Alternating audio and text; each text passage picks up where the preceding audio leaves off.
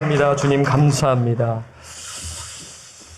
오늘 우리에게 주시는 하나님의 말씀은 신약성경 마태복음 5장 4절 말씀입니다. 우리 지난 시간에 이어 우리 마태복음 이제 4절 말씀을 봅니다. 예, 여러분도 성경 찾으시면 좋고요. 또 앞에 슬라이드가 있습니다. 우리 마태복음 5장 4절 말씀이죠. 한 구절 우리 함께 힘차게 힘있게 믿음으로 우리 한번 우리 봉독하겠습니다. 시작. 애통하는 자는 복이 있나니 그들이 위로를 받을 것이며. 우리 한 번 더 하겠습니다. 시작.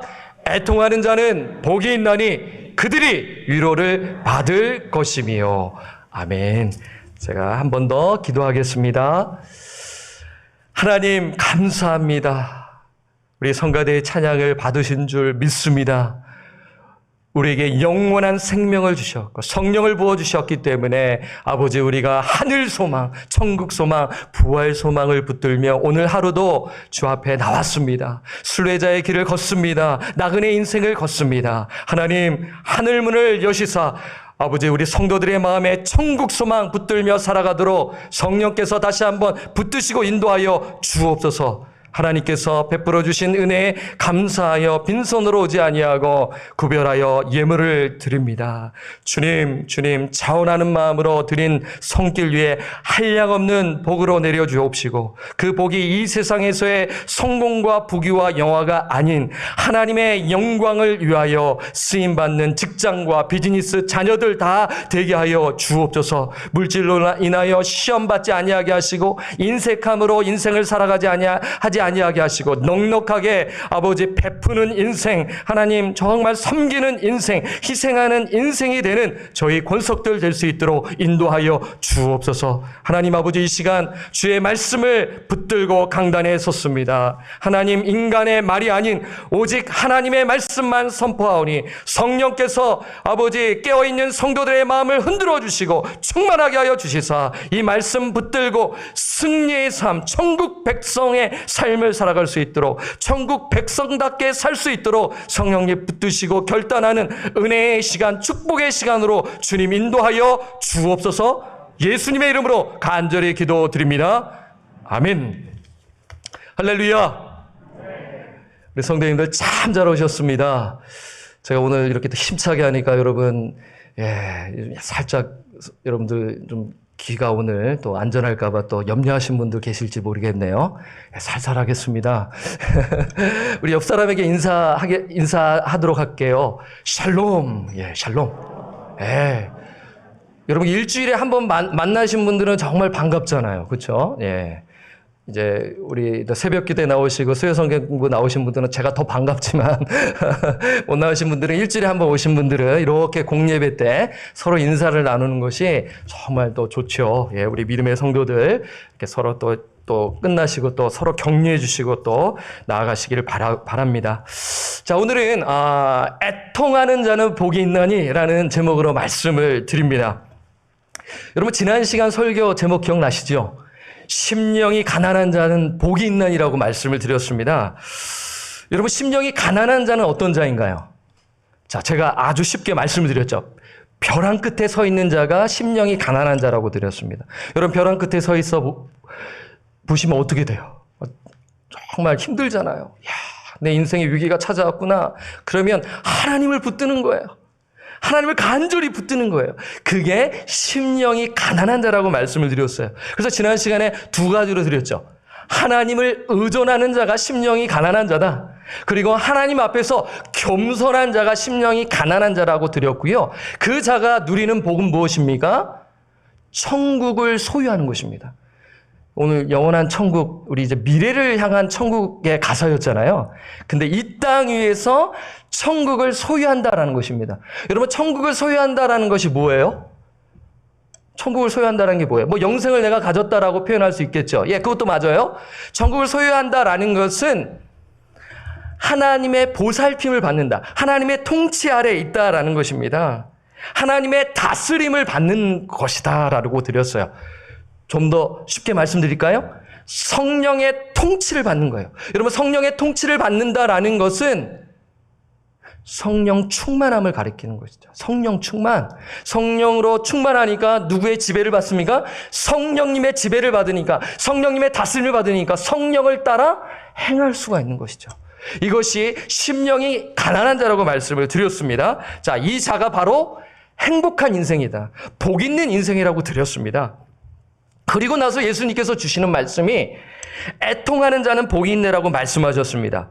제가 오늘 지난 시간하고는 달리 인트로덕션은 지난 시간에 좀 예화를 드렸지 않습니까? 근데 오늘은 제가 예화를 드리지 않는 이유가 있어요. 뭐 예화를 드리면 설교 시간이 긴 것도 있지만 더 중요한 것은 지난주 설교랑 오늘 본문과 연결되기 때문인 것입니다. 자, 한번 말씀 한번 볼까요? 지난주 설교랑 오늘 설교가 연관이 된다, 연결이 된다는 것을 아시면 예수님이 말씀하시는 말을 분명히 생각하고 이해하고 우리 삶 가운데 성령을 받은 자, 진짜 그리스도인들은 생각하면서 내 삶을 뒤돌아보면서 천국 백성답게 살아가는 것입니다. 그렇죠?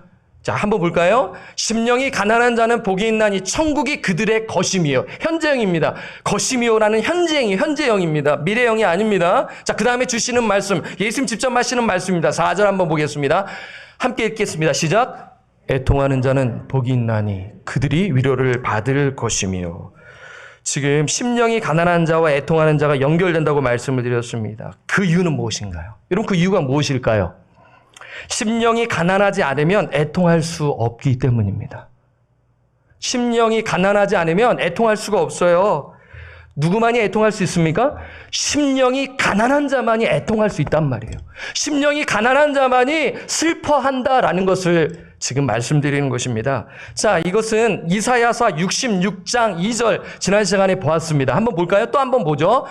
이사야서 66장 2절에도 동일하게 말씀합니다. 나 여호와가 말하노라 내 손이 이 모든 것을 지었으므로 그들이 생겼느니라. 무릇 마음이 가난하고 그 다음 뭡니까? 심령에 통회하며. 이게 애통한다라는 거예요. 내 말을 듣고 떠는 자 그 사람은 내가 돌본다, 통치한다, 다스린다. 이 말씀을 지금 하고 있는 것입니다. 자, 다시 정리하자면 심령이 가난함, 정말 가난함, 절실한 거죠. 영적인 가난이죠. 그 자만이 통해한다라는 것입니다. 분리될 수 없습니다. 연결되는 것입니다. 자, 여러분 이해하셨죠? 이 부분을 여러분 잘 이해하셨으리라 생각합니다. 그런데 여기서 우리가 기억해야 할 것이 있어요. 자, 애통하는 자가 예수님께서 어떻게 말씀하셨어요? 애통하는 자가 복이 있나니라고 말씀하십니다. 그 자가 행복한 인생이라고 말씀하시는 것입니다. 여러분, 애통이 뭡니까? 슬퍼하는 것이 애통입니다. 예, 문자 그대로 애통이 슬퍼한다라는 것입니다. 슬퍼하는 자가 행복하다라고 말씀하세요. 아니, 지금 코로나로 인해 삶이 빡빡하고 힘들어 죽겠는데 예수님은 지금 슬퍼하는 자가 복이 있다라고 해요. 여러분, 지금 이 말씀 어떻게 생각하세요? 가뜩이나 지금 너무 나쁜 뉴스 나오고 좀 삶을 살아가는데 좀 너무 힘이 들어서 막 여기 막 주름이 팍팍 생기고 막 근심 걱정으로 밀려오는데 지금 뭐 또 예수님께서는 애통하는 자는 복이 있다라고 지금 이 말씀하시네요. 지금 무슨 의미입니까? 여러분, 지금 예수님은 세상과는 정반대되는 말씀을 하고 계세요. 예, 부자는 복이 있다라고 하지 않습니까? 세상은 가르치면 뭐예요? 성공하면 당신은 복이 있는 인생이네. 당신 복 많이 받았네. 라고 세상은 가르칩니다. 여러분, 세상은 웃으면 복이 와요. 예. MBC에서 1969년에서부터 1994년까지 했던 프로그램, 여러분 기억나시나요? 예. 이민생활 너무 오래 하셔서 모르시나 건 아니시겠죠? 예. 69년대부터 제가 조사해 봤어요. 1994년까지 장수 프로그램이었죠. 아직도 그 스타들이 지금도 활동하고 있습니다. 네. 뭐, 예를 들면 서경석, 뭐 기타 등등 그 외에 이제 개그우먼이 기억이 안 나는데요. 웃으면 복이 온다라고 이야기하는데 예수님은 지금 정반대의 말씀을 하고 있습니다. 애통하는 자는 복이 있다라고 말씀하고 있어요. 슬퍼하는 자가 행복하다라고 지금 말씀하고 계십니다. 그러면 여기서 질문이 생기는 것이죠. 예수께서 말씀하시는 애통하는 자는 과연 누구인가인 것입니다. 애통하는 자는 누구인가? 슬퍼하는 자는 누구인가라는 것입니다. 저는 오늘 이것을 두 가지로 정리해서 여러분들에게 말씀을 나누고자 합니다. 그래서 정말 예수님이 말씀하시는 애통하는 자, 여러분 이 한 구절로는 해석이 힘들어요. 그러면 성경을 어떻게 해석해야 합니까? 예화를 끌어다가 해석하는 것이 아니라, 세상 이야기를 끌어다가 해석하는 것이 아니라, 그렇게 하면 인기가 있겠죠. 그러면 사람의 마음을 사겠죠. 그렇게 하면 안 돼요. 성경을 성경으로 해석해야 한다라는 것입니다. 그래서 저는 성경으로 해석하여 애통하는 자는, 예수님 말씀하시는 애통하는 자는 누구인가? 구약 성경 말씀을 제가 풀어서 두 가지로 정리해서 말씀을 드릴게요.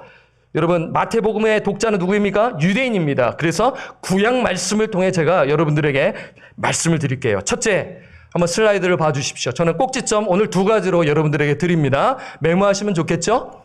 애통하는 자는 다른 사람의 죄에 대해 눈물을 흘리는 자이다인 것입니다. 여러분 기억하시고요. 자, 시편 119편 36절 말씀 한번 보겠습니다. 함께 읽겠습니다. 시작. 그들이 주의 법을 지키지 아니함으로 내 눈물이 시냇물 같이 흐르나이다 라고 지금 말씀하고 있어요. 여러분, 첫째가 너무 길어서 훌쩍 지나가서 메모를 못 하셨을 것 같다는 생각이 드네요. 다시 한번 첫째 한번 보여주세요. 제가 필기하라고 해놓고 확 넘어가면은 좀 그렇잖아요. 애통하는 자는 다른 사람의 죄에 대해 눈물을 흘리는 자인 것입니다. 1차적으로 다른 사람의 죄에 대해 눈물을 흘리는 것입니다. 그래서 말씀 보면은 다시 한번 볼까요? 그들이 주의 법을 지키지 아니함으로 내 눈물이 시냇물 같이 흐르나이다라고 이야기하고 있습니다. 여러분, 시편 기자는요, 백성들이 하나님의 법을 지키지 아니하여 자신의 눈물이 시냇물 같이 흐른다고 고백하고 있어요. 지금 이스라엘 백성들은 하나님의 법을 지키지 아니하고 있어요. 고집을 피우고 있는 것입니다. 여러분, 고집 피우는 자 가까이 갈 필요가 없지 않습니까? 자녀들 고집 피울 때 얼마나 답답해요. 그렇죠? 그럼 너 원한다 한번 해봐. 그러다가 이제 헤매고 와서 아빠 잘못했어요. 엄마 잘못했어요. 겉봐. 아빠 말이 맞지? 다음부터는 그렇게 하면 안 돼. 이러면서 자녀들에게 여러분 또 훈육을 하시지 않습니까? 네. 부러지잖아요. 괜히 했다가는 빗나갈까봐. 그래, 너 한번 해봐. 네가 원하는 대로 한번 해봐. 그러다가, 그냥 완전히 그냥, 이제 실패하고 돌아오지 않습니까?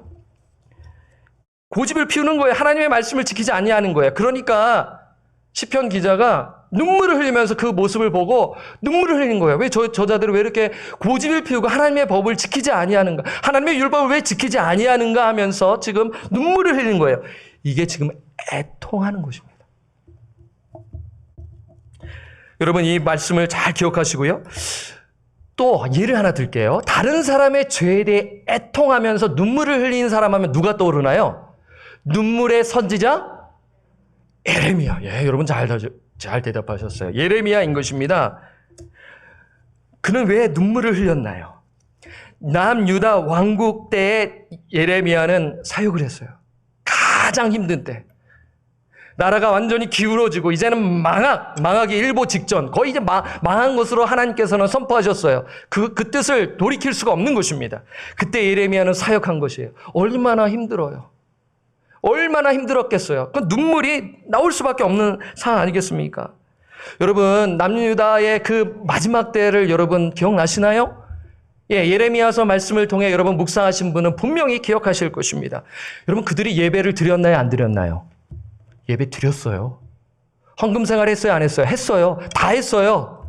했는데 열심히 예배 드렸어요. 그러나 그들은 예배 행위만 있지 실천적인 그 부분이 없었다라는 것입니다. 쉽게 말씀드리면 하나님의 공의와 정의를 행하지 않는 것입니다. 미슈파트와 짜데까라고 제가 새벽 예배 시간에 말씀을 드렸어요. 하나님의 의와 공의를 지키지 아니하며 살아간 것입니다. 더 쉽게 말씀드리면 믿음의 삶을 살지 않은 것입니다. 말씀을 잘 알아요. 알아들었어요. 이해했어요. 깨달았어요. 그런데 믿음의 삶을 살지 않는 것입니다. 형식적인 예배를 드린 거예요. 소위 양다리 걸치며 하나님을 믿은 것입니다. 그래서 예레미야는 남유다가 망할 것입니다. 이게 하나님의 뜻입니다. 받아들이고 회개하십시오.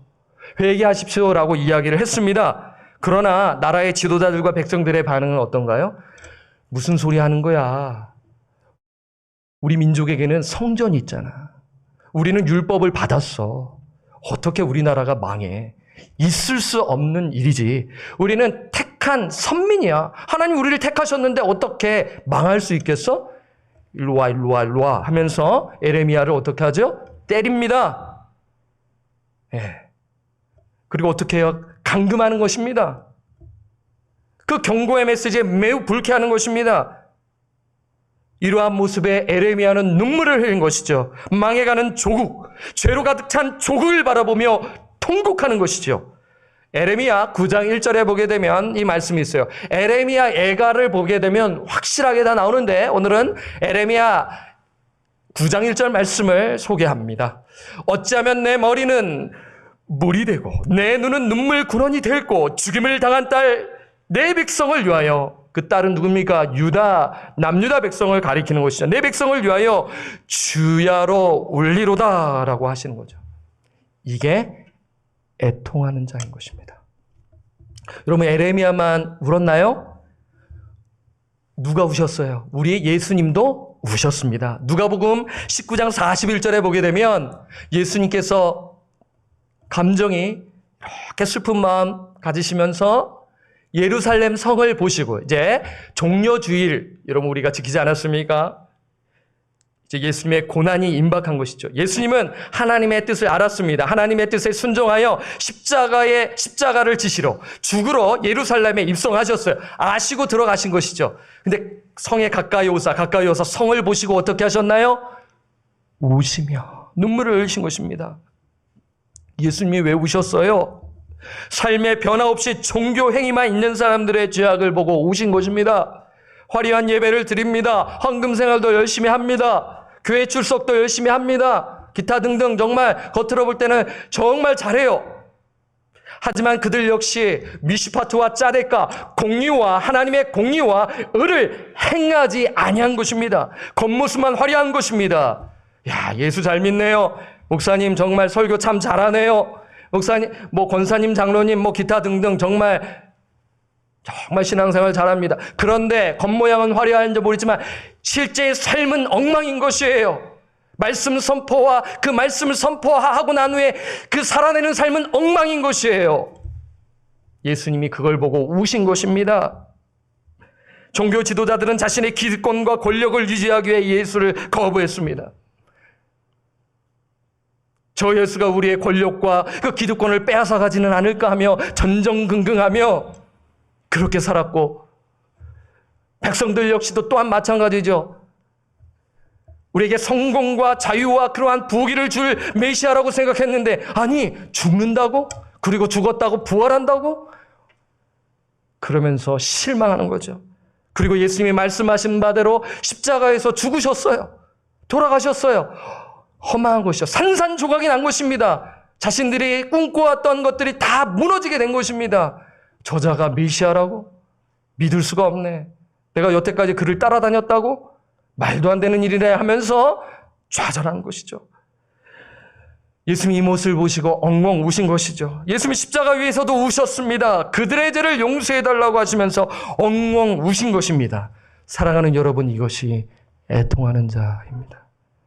애통하는 자는 무엇입니까? 다른 사람의 죄를 바라보며 눈물을 흘리는 자이다 라는 것을 알 수가 있습니다. 어느 청교도가 이런 고백을 했습니다. 우리 청교도 정신을 생각하자고 하지 않습니까? 유럽에서 핍박을 받은 자들이 신앙의 자유를 찾아 이 미국 땅에 오지 않았습니까? 그들 가운데 이렇게 고백하는 분이 계세요. 살아있는 신앙에게는 눈물샘이 마르지 않는다. 다시요. 살아있는 신앙에게는 중생한 그 신자에게는 눈물샘이 마르지 않는다라고 이야기하는 것입니다. 사랑하는 방주의 권성 여러분, 나라와 민족을 보며 타락하고 있는 세대를 향해 마지막으로 우신 때가 언제입니까? 그리고 공동체를 바라보며 언제 마지막으로 눈물을 흘리셨습니까? 그리고 불신자 부모님, 불신자 배우자, 불신자 친척, 불신자 자녀를 위해 눈물을 흘리며 우신 때가 언제가 마지막입니까?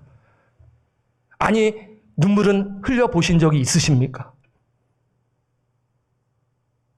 한번 이 말씀을 여러분 한번 잘 생각해 보세요. 내가 정말 예수 믿는 자라면, 내가 거듭난 영혼이라면, 성령을 받은 영혼이라면 성령님이 계시기 때문에 하나님의 마음을 품고 예수님의 마음을 품는 것입니다. 그래서 애통하는 것이죠. 잃어버린 영혼을 향해 애통하는 것입니다. 내 자녀가 방황하고 있구나. 내 자녀가 한때 교회를 열심히 다녔지만 방황하고 있구나. 내 잘못이다. 내가 바르게 키우지 못했구나. 아파하면서 그 자식을 위하여 눈물로 기도하는 것입니다. 누가 기도해요? 부모님이 기도하면 누가 기도해요? 먼저 부모님이 기도해야지요. 그 자녀가 성공했어요. 잘 지내요. 정말 열심히 공부해가지고 정말 남부럽지 않게 잘 살아요. 그런데 예수를 믿지 않는 거예요. 근데 그걸 보고 여러분 탄식하지 아니하고 어떻게 지낼 수 있겠습니까? 깨어있는 성도는 눈물을 흘리며 그 자녀를 위해 기도하는 것입니다. 애통하는 자는 누구인가? 두 번째 말씀을 보겠습니다. 한번 따라해 주십시오. 애통하는 자는 자신의 죄에 대해 아파하고 회개하는 자이다. 예, 점점 줄어듭니다. 예, 오늘 말씀은 제가 힘차게 하는 이유가 있습니다. 왜냐하면 회개에 대한 메시지는 인기가 없기 때문이에요. 잘 되십시오. 긍정적인 마인드를 가지십시오. 그러면 아멘이 우렁찹니다. 아멘! 하면서 우렁차요. 그런데 회개에 대한 메시지가 나오면 우리의 마음을 움츠려들어요. 저는 이렇게 해석하고 싶습니다. 겉은 그러지만 속은 탄식하고 있다는 것이죠. 네. 깨어있는 성도, 중생한 성도는 마음속으로 울부짖는 것이죠. 애통하는 자는 자신에 대해 죄에 대해 처음에는 남의 죄에 대해고 두 번째는 뭐예요? 자신의 죄에 대해 아파하고 회개하는 자인 것입니다. 애통에 대한 성경적 의미를 드리기 전 두 가지 애통을 우리는 생각할 수가 있습니다. 그것은 세속적 애통과 성경적 애통인 것입니다. 어느 목사님께서 이것을 잘 정리해 주셔서 제가 힌트를 얻어 이 부분을 인용합니다. 먼저 세속적 애통에 대해 말씀을 드릴게요. 여러분, 세속적 애통은 무엇입니까? 자기 욕심대로 되지 않을 때 슬퍼하는 것입니다. 자기 욕심대로 뭔가를 이렇게 추진하는데 안 되는 거예요. 우라통이 터지는 거예요. 열이 받는 거예요. 그러면서 막 엉엉 우는 것입니다. 무지 슬퍼하는 것이에요. 그것이 세속적 애통이죠. 반면 성경적 애통은 무엇입니까? 성경적 애통 한번 정리해 봐서 여러분들에게 드리면 인용입니다. 자기 내면을 깊이 통찰한 결과로 내 안에 솟아오르는 참회의 슬픔이 성경적 애통인 것입니다. 사랑하는 방주의 권성 여러분, 누가 내면을 깊이 통찰하나요? 누가 내 내면을 깊이 통찰하나요? 누구가? 심령이 가난한 자만이. 아까 말씀드렸죠. 이 심령이 가난한 자는 천국 백성을 가리키는 것입니다. 하나님의 자녀들에게 주시는 말씀이라고 제가 이미 드렸잖아요. 심령이 가난한 자만이 애통하는 것입니다. 애통한다라는 것은 참회라는 뜻을 가졌잖아요. 자기 내면을 깊이 통찰한 결과로 내 안에 솟아오르는 참회의 슬픔이라고 말씀드렸잖아요. 심령이 가난한 자만이 자신의 내면을 깊이 살필 수가 있어요. 중생한 영혼만이 하나님의 말씀을 사모합니다. 왜 그래요? 말씀을 받았기 때문입니다. 여러분, 사도행전을 보게 되면 말씀을 받았다라고 해요. 그 말씀을 받았다라는 것은 썩지 아니할 시 하나님의 말씀을 가리키는 것이죠. 성령께서 내 안에 찾아와 주셔서 눈이 띄어지는 거야. 귀가 열리는 거예요. 그러니까 우리 아까 처음에 내 마음에 눈을 여서서, 그것은 중생한 영혼이 부르는 찬양이에요. 더 눈을 더 크게 열어서 하나님의 뜻을 깨닫게 해달라는 찬양인 것입니다. 그래서 그 부르심의 소망을 깨닫고 하나님의 기업의 영광의 풍성함을 깨닫고 하나님의 능력을 깨달아 이 세상을 정말 주와 동행하며 승리의 삶을 살아갈 수 있도록 하기 위함의 사도 바울의 기도 제목이죠. 여러분, 심령이 가난한 자만이 애통하는 것입니다. 중생한 영혼만이, 성령을 받은 영혼만이 애통할 수 있어요. 예수를 만나지 못한 자는 애통할 수가 없어요. 예, 슬퍼할 수는 있겠죠. 부모님이 돌아가시거나 정말 극한의 슬픔을 당할 때, 자식이 불의의 사고로 죽을 때, 그때는 슬퍼할 수 있어요. 지금 그 슬픔을 이야기하는 것이 아니에요. 지금은 저는 성경적 애통을 이야기하는 것입니다. 영적 애통을 이야기하고 있는 것인데, 다른 사람의 죄에 대해 애통하는 것이고, 그리고 난 다음에 나의 죄에 대해서 애통하는 것입니다. 오직 성령을 받은 자만이 심령인 가난한 자가 되어서 자신의 죄를 애통하는 것이죠. 언제요? 하나님의 말씀이 선포될 때 말씀을 생각하고 자신을 성찰하는 것입니다. 다른 이야기, 정말 재밌는 이야기 할 땐 눈이 반짝하는데 성경을 이야기하면 저게 진짜 하나님의 말씀인가 눈을 크게 뜨고 보지 아니하고 세상 이야기에만 오로지 매몰되는 것, 건강하지 못한 것입니다. 여러분, 하나님의 말씀이 나의 심령을 찌르면 그 자가 그것을 느끼고 행복하면 그 자가 복된 인생이에요. 그 말씀이 나를 찌른다라는 것은 성령께서 나의 마음에 계시다라는 반증인 것이죠. 증거라는 것입니다. 그래서 죄를 아파하고 회개하는 것이에요. 그 자가 행복한 인생이라고 말씀하고 있어요. 지금 이 세상과의 가치와 이 세상에서 이야기하는 바와 정반대의 말씀을 이야기하고 있다. 그래서 성경이 진리인 것입니다. 세상은 가짜인 것입니다. 세상의 가르침에 현혹되지 마십시오. 세상의 그 오묘하고 그냥 멋들어진 말에 현혹되지 마십시오. 저는 성경을 보면 볼수록 성경이 진리임을 깨닫게 되고요. 자녀들이 불순종하거나 저 역시도 불순종할 때 제 아내가 알겠죠. 야, 성경이 진리이구나. 그렇지 않습니까? 야, 성경과 정반대의 일을 하고 있구나. 정말 하나님의 말씀이 진짜이구나 알면서 영적으로 아는 거예요. 그거를 아는 거예요. 아니까 어떻게 해요? 눈에는 눈, 이에는 이, 율법주의로 하지 아니하고 어떻게 해요? 탄식하며 기도하는 것입니다. 하나님, 저의 얄팍한 입술로 저 영혼이 변화되지 아니합니다. 하나님 성령께서 그 영혼을 만져주셔서 회개의 영을 부어주심으로 말미암아 회개하는 역사가 있게 하여 주옵소서라며 애통하며 탄식하는 것입니다. 이 자가 애통하는 자입니다. 사랑하는 성도 여러분, 이 말씀에 귀를 기울여 주십시오. 저의 이야기가 아니에요. 자, 다시 제가 그러면 또 예를 들어드려야겠죠. 저의 이야기가 아니라 성경적 이야기로 여러분들에게 프루브해야 되지 않습니까? 세속적 애통과 성경적 애통이 두 가지가 있다고 말씀드렸습니다. 바울도 동일하게 이야기합니다. 고린도후서 7장 10절을 보겠습니다. 7장 10절은 너무나 잘 아는 말씀인데 모르시는 분들은 모르실 줄 알아요. 하지만 잘 이 말씀을 잘 깊이 보세요. 하나님의 뜻대로 하는 근심은 후회할 것이 없는 구원에 이르게 하는 회개를 이루는 것이요. 세상 근심은 사망을 이루는 것이니라. 잠시 두세요. 두 가지가 대조되고 있어요. 하나님의 뜻대로 하는 근심과 세상 근심이 대조되고 있는 것입니다. 하나님의 뜻대로 하는 근심이 성경적 애통인 것입니다. 그리고 세상 근심은 세속적 애통인 것입니다. 여러분, 하나님의 뜻대로 하는 근심은 무엇입니까? 한번 제가 오래전에 새벽 예배 시간에 정리한 바를 여러분들에게 드릴게요. 하나님의 뜻대로 하는 근심은 하나님의 말씀을 통해 자기의 행위가 하나님의 뜻에서 벗어난 것임을 깨닫고 그 행위에 대해 전심으로 애통하는 것이다. 이것이 하나님의 뜻대로 하는 근심입니다. 이 근심은 해야 돼요, 안 해야 돼요? 해야 한다는 것입니다. 이 근심은 해야 돼요. 이 근심은 해야 돼요. 한마디로 자신의 죄를 아파하고 회개하는 것입니다. 이 회개를 한 자만이 구원에 이르게 한다는 것이죠. 이 회개를 하지 않았잖아요. 아무리 교회 오래 다녀도요. 아무리 봉사 많이 해도요. 천국에 이룰 수 없습니다. 죄송하지만 천국 들어갈 수 없어요. 이 회개는 사도행전에 말씀하죠. 사도행전 성경 공부를 통하여 11장 18절에 여러분 나중에 한번 보세요. 생명 얻는 회개라고 표현합니다. 사도행전 11장 18절에 보면 생명 얻는 회개를 이방인들에게 주셨도다 라면서 이야기해요. 구원 사건을 이야기하죠.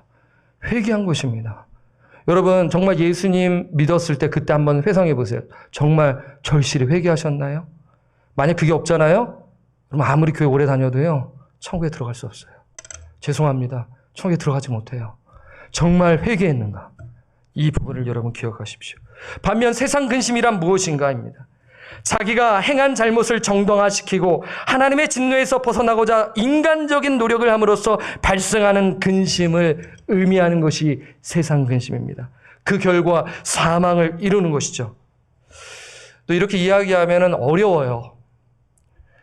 설교자는 이해하지만 저는 항상 가르치는 자는 탁월한 선생님들은 제가 그렇다고 오해하지 마십시오. 제가 탁월한 설교자가 그건 아니에요, 여러분.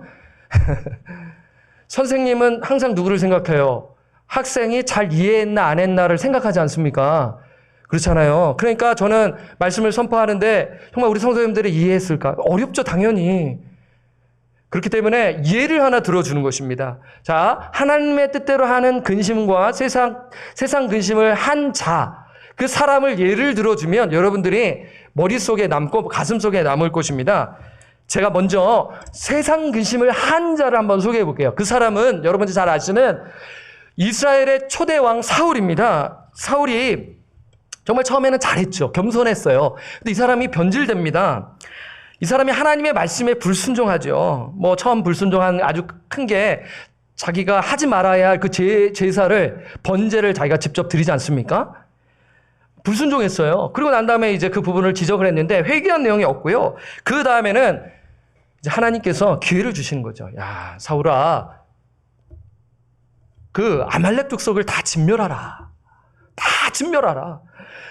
남기지 않을 그 싸그리 다 진멸하라. 이렇게 말씀하셨어요. 아이들까지도 다 진멸하라고 하셨어요. 이 부분 볼 때는 상당히 아이들까지 다 죽이라고? 이런 생각이 들 정도로 하나님께서는 그렇게 하셨어요. 그 의미는 여러분 깊이 신학적으로 여러분 이해하셔야 그 부분이 이해되는데요. 오늘날 현대적인 생각으로는 그 성경 이해할 수 없습니다. 오늘 그 부분을 말씀드리지 않을게요. 그랬더니 이제 이 부분에서 사울이 어떻게 했어요? 사울이 어떻게 했어요? 하는 것처럼 보였습니다. 예, 죽였습니다. 그러나 좋은 것들, 짐승들을 뒤로 빼내는 거예요. 예, 안 한 것이 아니에요. 했어요. 했는데 부분 순종을 한 것입니다. 그래서 사무엘이 찾아가 그 부분을 이야기하죠. 그러자 그의 반응은 어떤가요? 한번 말씀 보겠습니다. 사무엘상 15장 24절에 보게 되면 이 말씀이 있어요. 사울이 사무엘에게 이르되, 사울이 이제 이 말씀을 듣고 사무엘의 말씀을 듣고 이야기하는 거예요. 내가 범죄하였나이다. 내가 여호와의 명령과 당신의 말씀을 어긴 것은 내가 백성을 두려워하여 그들의 말을 청종하였음이니이다. 라면서 지금 어떻게 해요? 인정하는 것으로 보여지잖아요. 맞죠? 지금 이야기했잖아요. 사울이 사무엘에게 이르되 내가 범죄했다고 이야기했잖아요. 여기까지 보면 그가 애통하는 자임을 우리가 알 수가 있잖아요. 아, 이 사람 정신 차렸구나. 애통했구나라고 생각할 수가 있어요. 하지만 그것은 경건의 모양만 갖춘 회개였어요. 그냥 후회였어요. 후회. 진정한 회개가 아니었습니다. 사실 자기 자신을 포장한 것이죠. 어떻게 할 수 있나요? 15장 24절 봤잖아요. 15장 30절을 보면 알 수가 있습니다. 우리 15장 30절 함께 읽겠습니다. 시작. 사울이 이르되 내가 범죄하였을지라도 이제 청하옵나니 내 백성의 장로들 앞과 이스라엘 앞에서 나를 높이사 나와 함께 돌아가서 내가 당신의 하나님 여호와께 경배하게 하소서 하더라. 여러분 이 말씀 볼 때 여러분 어떤 생각이 드세요? 어처구니 없는 요청을 하지 않습니까? 예, 시인은 했어요. 후회도 했어요. 어떻게 보면은 야, 이 사람 슬퍼하고 있구나, 애통하는 것으로 보여져요. 그런데 지금 요청하는 바를 보세요. 청하옵나니 내 백성의 장로들 앞과 이스라엘 앞에서 사람들 앞에서 나를 어떻게 해요? 높이사 나와 함께 돌아가서 내가 당신 하나님 여호와께 경배하게 하소서 해달라고 이야기하는 것입니다. 사울은 끝까지 회개하지 않으려고 왕으로서의 체면을 지키려고 하는 것이죠. 체면입니다. 그는 왕으로서 체면을 내려놓고 회개하면 되는데 끝내 회개하지 않은 것입니다. 그 체면이 그 사람에게 있어서 상당히 중요한 것이죠. 하나님의 영광보다는 내 체면이 더 중요한 것입니다. 그러면 회개할 수 없어요. 목회자도 마찬가지입니다. 목회자가 그 체면을 중시하잖아요. 권위주의식으로 나가잖아요. 껍데기만 입고 경건의 모양만 갖추면서 사람들을 힘들게 해요. 누가 제일 힘들지 아세요? 제 아내가 제일 힘들고요. 제 아이들이 제일 힘드는 것입니다. 경건의 모양으로 살아가는 인생은 다 탈로가 나는 거예요. 교회에서는 알 수가 있겠죠. 하지만 하나님만이 아시겠죠. 그것은 하나님이 원하시는 삶이 아닌 것입니다. 진정한 회개가 아닌 것이죠. 그 위에 하나님은 사울에게 다윗을 통해 회개할 기회를 여러 차례 주셨어요. 다윗이 도망자 신세를 다닐 동안 다윗은 그를 죽이지 아니하고 하나님의 주권을 인정하며 그를 살려주었어요. 2차례. 그 뭐예요? 회개할 기회를 준 것입니다. 하나님이 무심하다고요? 아니에요. 하나님은 신실하시고 하나님께서는 의로우신 분이십니다. 여러분 악한 왕 아합도 회개하니까 하나님께서 심판을 유보하시지 않습니까? 아합 왕이 회개하니까 엘리야가 깜짝 놀라는 거예요. 아니 저 사람이 회개를 했더니 하나님이 심판하시지 않네? 놀라는 거예요. 아 이게 하나님이시구나. 여러분, 이것입니다. 그는 권력을 유지하기 위해, 체면을 유지하기 위해 회개하지 않은 것입니다.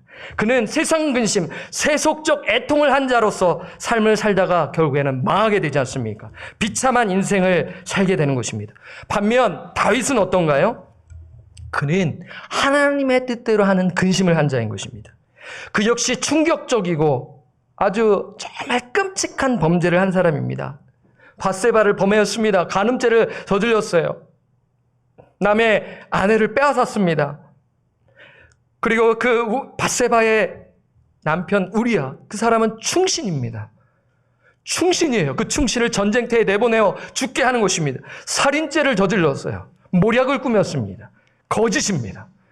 아주 나쁜 범죄, 죄질이 무거운 것입니다. 박탈을 당해야 돼요. 성령이 떠나야 되는 것입니다. 구약시대에는 성령이 떠날 수가 있는 것입니다. 그게 제일 두려운 거예요. 그래서 시편 51편에 이야기하잖아요. 성령을 거두지 마옵소서. 절절히 기도하는 것 아니겠습니까? 여러분, 이 죄를 저지르고 무려 1년이라는 시간이 그냥 흘러요. 1년 동안 아무도 모르겠지 하고 생각하는 거예요.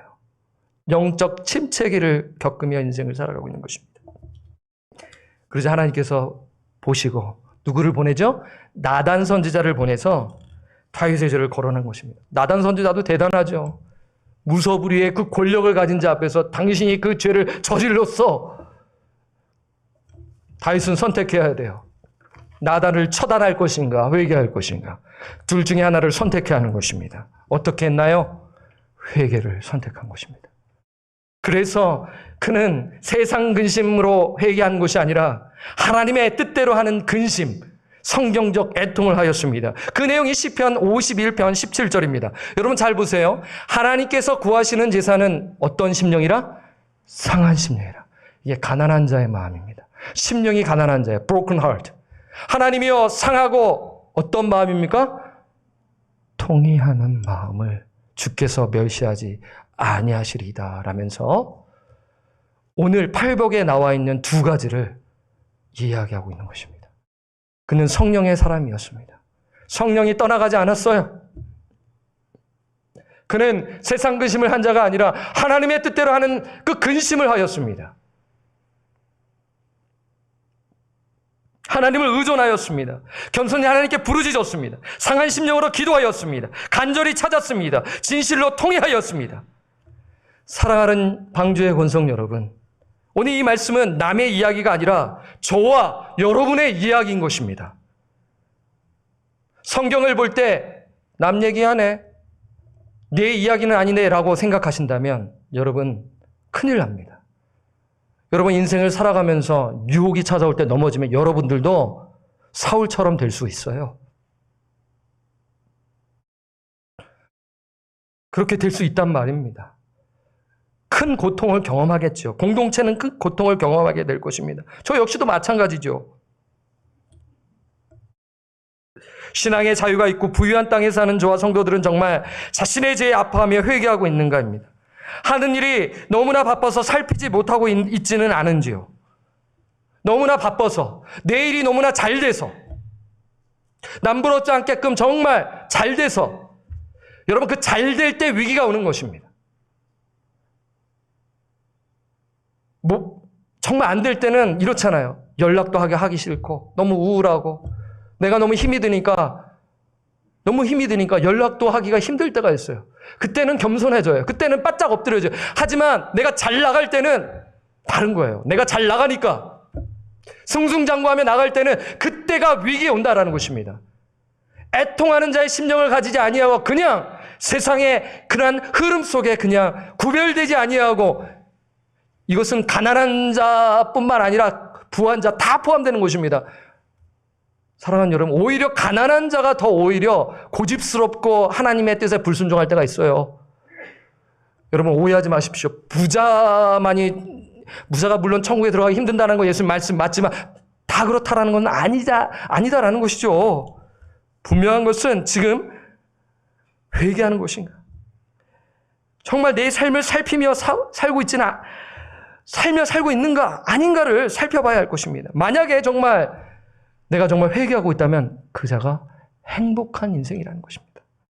사랑하는 방주의 권속 여러분, 오늘 메시지는 그냥 한 단어로 표현하면 회개입니다. 회개는 후회할 회, 고칠 게이죠. 후회만 있으면 안 돼요. 뭐가 있어야 합니까? 고칠 게. 삶을 고쳐야 하는 것입니다. 한자로 잘 정리했습니다. 죄로부터 돌이키는 것이 회개인 것입니다. 조직 신학자 웨인 그루뎀은 회개에 대해 이렇게 말합니다. 한번 보겠습니다. 회개는 죄로 인한 참된 애통과 단념이며 그것을 멀리하고 그리스도께 순종하여 행하겠다라는 신실한 헌신이다. 이것이 회개인 것입니다. 이 자가 바로 애통하는 자인데요. 단지 눈물만 흘리고 후회만 하는 것, 그럼 반만 회개하는 것입니다. 온전한 회개가 아니에요. 죄로부터 멀리고, 제가 영어로 이렇게 가끔씩 말씀을 드려요. Turn away from sin and turn to God. 죄로부터 멀리하고 어디로 가는 거예요? 하나님께로 가까이 가는 거예요. 죄를 듬뿍 가득 품고 하나님께 가까이 갈 수 있습니까? 못 갑니다. 죄의 문제를 해결해야 하는 것입니다. 회개해야 한다라는 것입니다. 그 자가 누리는 복이 무엇입니까? 5장 4절의 말씀이 있습니다. 4절 말씀 보겠습니다. 함께 읽겠습니다. 시작.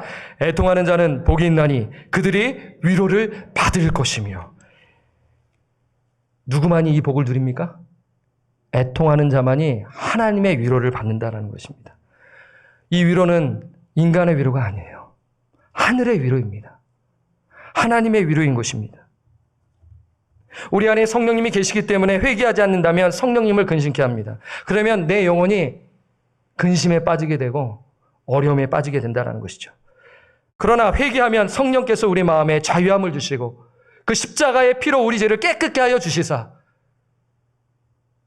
우리 마음에 참된 평화를 누리며 산다라는 것입니다. 이사야서 57장 15절에도 이러한 맥락에서 유래의 말씀을 주고 계십니다. 지극히 존귀하여 영원히 거하시며 거룩하다 이름하는 이가 이와 같이 말씀하시되 내가 높고 거룩한 곳에 있으며 또한 통회하고 마음이 겸손한 자와 함께 있나니 이는 겸손한 자의 영을 어떻게 하세요? 소생시키며 통회하는 자의 마음을 소생시키려 함이라. 여러분, 이것이 하나님의 위로입니다. 소생. 예수를 진실로 믿지 않은 자, 중생을 경험하지 못한 자는 이 위로를 경험하게 되는 것이죠. 말씀이 들리지가 않았어요. 믿어지지가 않았어요. 그런데 성령이 내주하여 심령이 가난한 자가 되고 애통하는 자가 되어 성령님과 동행하며 살아갈 수 있는 은혜를 맛보게 되는 것입니다.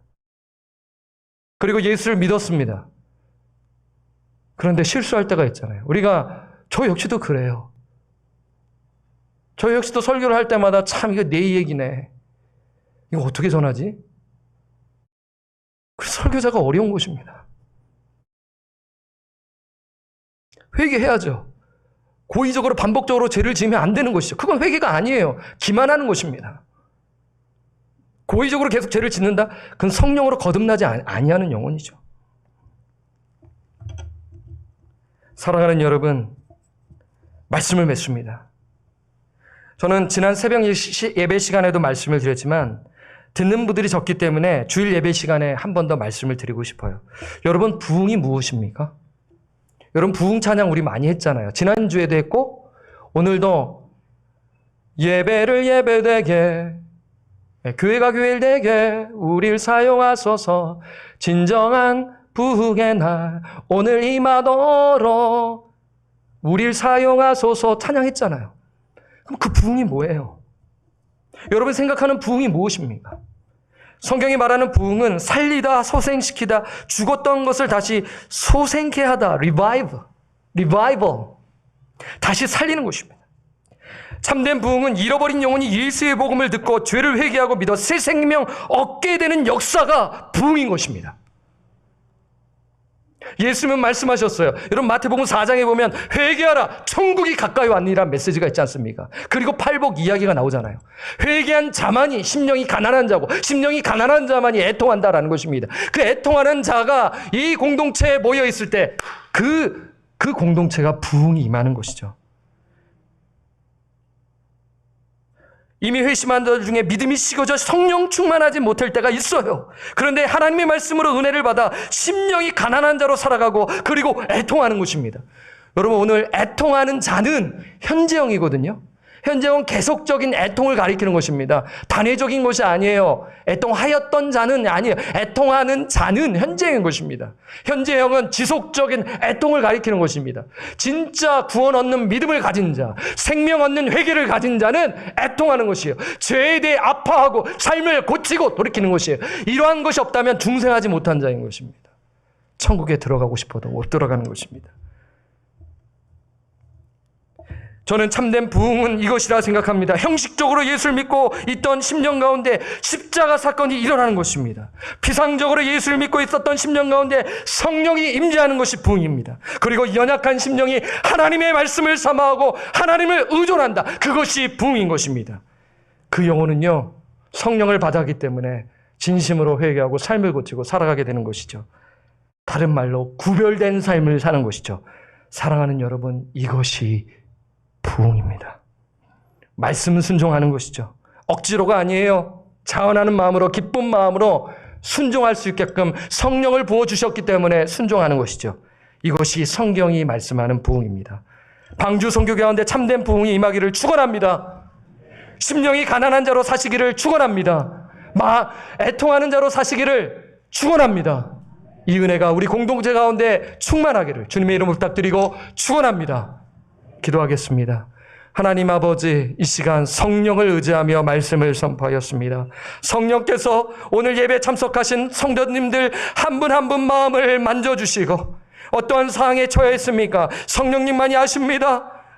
아직 예수를 모르는 자가 있습니까? 그 영혼이 예수 십자가, 예수님이 나의 죄를 위하여 죽으시고 부활하신 것을 진심으로 믿고 회개하고 나아가는 그 역사가 있게 하여 주옵시고, 이미 확신 가운데 거하는 자는 끝까지 그 믿음을 붙들며 구원 얻는 믿음을 가지고 오직 의인은 믿음으로 말미암아 살리라, 그 예수 그리스도의 복음을 붙들며 살아가는 자, 그 자는 심령이 가난한 자요 애통하는 자임을 믿사오니 아버지, 그 삶을 살아내게 하시고 하나님의 위로를 경험하는 우리 방주의 권속들 될 수 있도록 주님 인도하시고 붙들어 주시고 역사하여 주옵소서.